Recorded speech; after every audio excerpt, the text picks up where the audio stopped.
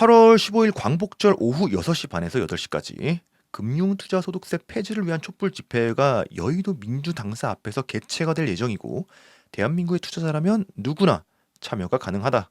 금투세의 결정적 문제점은 개인 투자자만 부담하는 독박 과세라는 점입니다. 알겠습니다. 부자인 외국인과 기관은 기존에 내던 거래세 인하로 가만히 앉아서 이득을 봅니다. 그런데 큰 문제는 전체 사모펀드 중 부동산과 채권 등 600조 원에 이르는 사모펀드 초부자 가입자 세금이 최고 기존 49.5%에서 27.5%로 무려 44.4%나 감세가 되어 금투세 시행이야말로 진정한 부자 감세가 되는 겁니다. 국민들이 죽겠다고 하는데 민주당이 금투세 폐지를 하지 못하는 이유가 감세를 노린 사모펀드 가입자 로비 때문이라는 소문마저 있습니다. 민주당은 그래요? 이에 대해 아닌지 맞는지 네. 반드시 국민에게 답을 해야 합니다. 알겠습니다.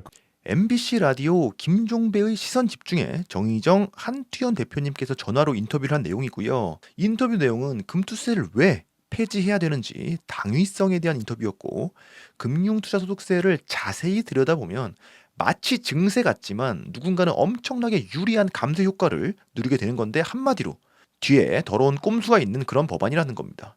특히 개인 투자자들을 위한 것 같지만 사실은 개인 투자자들에게 너무나도 큰 손해가 돌아갈 수밖에 없고 1%의 부자들에게만 증세하는 게 아니라는 겁니다.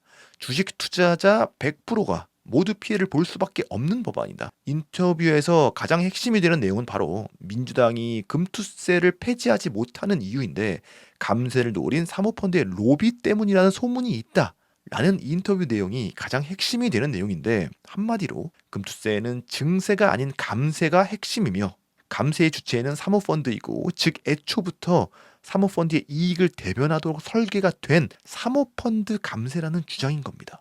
주식시장에서 진짜 찐 부자들이 투자하는 방식이 있습니다. 그게 바로 사모펀드죠. 사모펀드 제도라는 것은 공모펀드에 가해진 여러 가지 규제들과 위험에 대한 어떤 보장 조건을 줄여주되 부자들이 투자하는 것이고 돈 많은 분들이 투자하는 것이니까 그 위험 부담 책임은 당신들이 지시오라는 제도란 말이에요. 그런데 이 사모펀드에 투자하는 분들에 관해서 금투세를 민주당이 지금 얘기하고 있는 그 금투세를 강행했을 때와 강행하지 않았을 때의 세금 비율을 한번 비교해 보면요, 이렇습니다.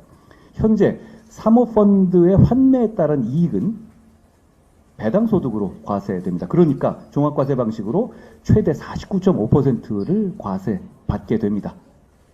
그런데 금투세 강행되면 이 사모펀드에 대한 이익도 역시 금투세 대상이 되게 되거든요. 그러면 세율은 최대 27.5%가 되죠. 그러니까 지금보다 거의 반으로 이 세율 자체가 줄어드는 상황도 발생하는 거예요. 더불어민주당이 말씀하듯이 프레임으로 갖고 가시는 금투세는 부자 세금이다 라는 말조차 맞지 않다는 겁니다. 그 말씀 먼저 드리고 싶고요. 한동훈 국민의힘 당대표 역시 마찬가지로 금투세와 관련해서 사모펀드와의 관계를 언급하고 있습니다. 금투세로 인해서 사모펀드가 입게 될 수혜를 정확하게 꼬집고 있고, 결론적으로 금투세는 부자만 내는 세금이 아닐 뿐더러 진짜 부자이고 거대한 세력인 사모펀드가 큰 수혜를 입게 되는 핵심 내용을 이야기하고 있습니다. 금투세를 반드시 강행하는 측의 대표격인 국회의원은 진성준 국회의원이고요. 금투세 법안에 대한 불미스러울 수 있는 부분이 지적이 된 만큼 사모펀드와 금투세의 연관성 부분에 대한 설명과 바람직한 대안 혹은 보완이 시급해 보입니다. 국민들은 이 사모펀드와의 연관성이 너무나도 궁금하고 설명이 반드시 필요해 보인다. 만약에 사모펀드가 배후에 있는 것이 사실이라면 너무나도 심각한 문제가 아닐 수 없고요. 지지하는 정당을 떠나서 반드시 참여해야 될 청원은 바로 국회의원 및 고위공직자 재산 공개 중 사모펀드 가입 내역 공개 요청에 관한 청원입니다. 현재 32%가 동의를 해주셨고, 이 청원의 기한은 8월 25일까지이므로 약 13일이 남아있다. 금투세가 폐지가 되어도 혹은 그대로 추진이 되어도 법안이 수정이 되어도 결과랑은 상관없이 국회의원들의 사모펀드 가입 내역은 대한민국의 미래를 위해서 공개를 반드시 해야만 한다. 그리고 이번 청원의 성공 여부를 떠나서 사모펀드랑 관련된 국민들의 목소리는 점점 더 커질 수밖에 없을 것이다. 이대로 금투세가 추진이 된다면 실제로 사모펀드 입장에서는 엄청난 감세 혜택을 받게 됩니다. 기존 49.5%에서 27.5%로 줄어들게 되는 건데 사모펀드의 투자 스케일을 감안했을 때 막대한 이익을 보게 된다는 거죠. 어떤 로직인지 자세하게 살펴보겠습니다. 블로거 재정자유님의 포스팅을 참고하였고요. 더 자세한 내용이 궁금하신 분들을 위해서 링크를 본문에 걸도록 하겠습니다. 가장 먼저 소득세법의 구분을 봐야 되는데 소득세는 크게 종합소득, 퇴직소득, 양도소득 이렇게 나뉘고 있는데 여기에 금융투자소득이 2025년 1월 1일부터 시행이 될 예정이고요. 먼저 종합소득을 보면은 이자소득, 배당소득, 사업소득, 근로소득, 연금소득, 기타 소득으로 나뉘어지는데 금투세가 시행이 되면은 중요한 변화가 생기는 부분은 바로 배당소득 부분입니다. 지금은 배당소득으로 잡히는 부분이 추후에 금융투자소득으로 이제 변경이 된다라고 볼 수 있겠죠. 오늘 알아볼 내용은 사모펀드의 배당소득세가 어떻게 금융투자소득세로 손바뀜이 되면서 어떤 마법 같은 일들이 일어나는지 한번 보도록 하겠습니다. 보시면 집합투자기구 이익의 분배금은 배당소득이지만 집합투자기구 환매 양도와 파생결합증권 이익 등은 금융투자소득으로 변경이 된다. 집합투자기구는 펀드를 말하는 겁니다. 사모펀드도 여기 해당이 되겠죠. 이익의 분배금은 금투세 이후에도 배당소득에 해당이 되지만 환매, 양도, 파생결합증권의 이익분은 배당소득에서 금융투자소득으로 변경이 되는 것을 표에서 볼 수가 있습니다. 금투세 세율로 변경이 돼서 매겨지게 된다는 겁니다. 다음은 금융소득 분류를 봐야 되는데 종합과세의 세율이 매겨지는 부분이고 금융소득 중에서 비과세 소득과 분리과세 소득을 차감을 하면 종합과세 금융소득이 산출이 되고 종합과세 금융소득이 2천만 원을 초과하면 종합소득으로 과세가 됩니다. 2천만 원 미만이면 15.4% 세금만 내면 되는 것이고 사모펀드 입장에서는 이제 초과되는 세율을 봐야 되는 거겠죠. 종합소득 세율이 10억 원이 이상이면 무려 45%가 된다는 겁니다. 지방세 4.5%를 포함하면 49.5%가 된다는 거죠.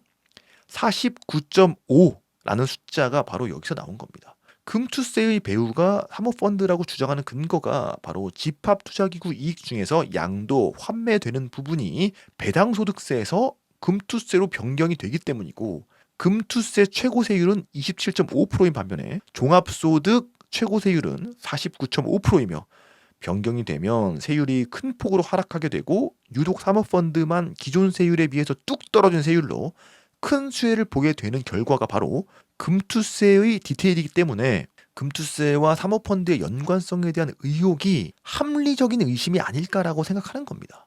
집합투자기구는 부동산을 매매할 경우에도 양도소득세가 부과되는 것이 아니라 배당소득세가 부과되기 때문에 부동산 투자에서도 똑같이 배당소득세가 금투세로 전환이 되고 엄청난 감소 효과가 일어난다. 금투세 그 자체가 문제라고 말하는 사람은 없고요. 이 법안을 자세하게 들여다봤더니 문제가 보이더라는 겁니다. 특정 주체의 이익을 향하고 있는 부분이 바로 문제점으로 부각이 되고 있는 것이고 너무나도 정교하게 설계가 되어 있기 때문에 문제점을 들여다보는 것 또한 정교하게 들여다볼 수밖에 없는 겁니다. 한 발 더 들어가서 금투세와 사모펀드의 연관성을 들여다보겠습니다. 표를 보시면 현재 집합투자기구의 상장 주식 매매 차익은 비과세인 것을 볼 수가 있습니다. 그러나 금투세로 변경이 되면 과세가 되는 부분이고 금투세에서 펀드의 경우는 이익에서 250만 원까지만 공제가 된다. 개인은 5천만 원까지 공제가 되는 데 비해서 사모펀드의 상장 주식 매매 차익의 경우는 250만 원까지만 공제가 되고 사모펀드 입장에서는 더 불리한 부분이 존재한다라고 말할 수가 있겠죠. 여기서 중요한 것은 사모펀드랑 공모펀드를 헷갈리면 안 된다는 부분이고 사모펀드가 상장된 주식에 투자하는 비중은 미미하다는 겁니다. 이 부분 뒤에서 좀 더 보겠습니다. 한국의 사모펀드를 분류를 해보면 기관형과 일반형으로 나눌 수가 있는데 기관형은 경영참여형이라고 말하고요. 일반형은 전문 투자자형이라고 부르는데 그냥 기관형과 일반형으로 부르도록 하겠습니다. 일반형은 다른 말로 헤지펀드라고 볼 수가 있고 롱숏 펀드 등이 이것이고요. 소위 공매도 세력이라고 하면은 롱숏 펀드를 말한다라고 합니다. 롱숏 펀드는 상장 주식 매매이기 때문에 현재는 비과세이지만 금투세가 도입이 되면 과세가 된다. 분배금도 역시 배당소득으로 과세가 된다. 그러니까 사모펀드 중에서 주식형의 경우 공모펀드랑 직접 투자에 비해서 소득공제 금액이 적은 게 사실입니다.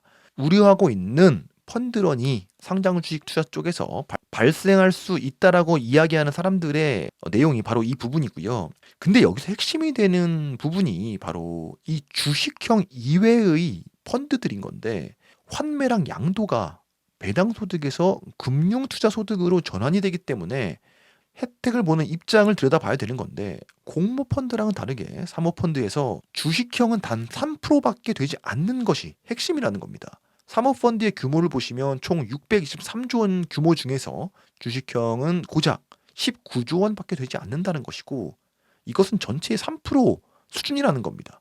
결국 금투세로 더 많은 과세로 인해서 손해를 보게 되는 사모펀드는 3%뿐인 것이고, 나머지 97%는 주식형이 아니기 때문에 현재 내고 있는 49.5%의 배당소득세가 27.5%의 금투세로 파격적으로 변경이 된다. 오늘은 왜 금투세의 배후로 사모펀드가 있다라고 소문이 도는 것인지 디테일한 금투세 과세 로직을 들여다보았고요.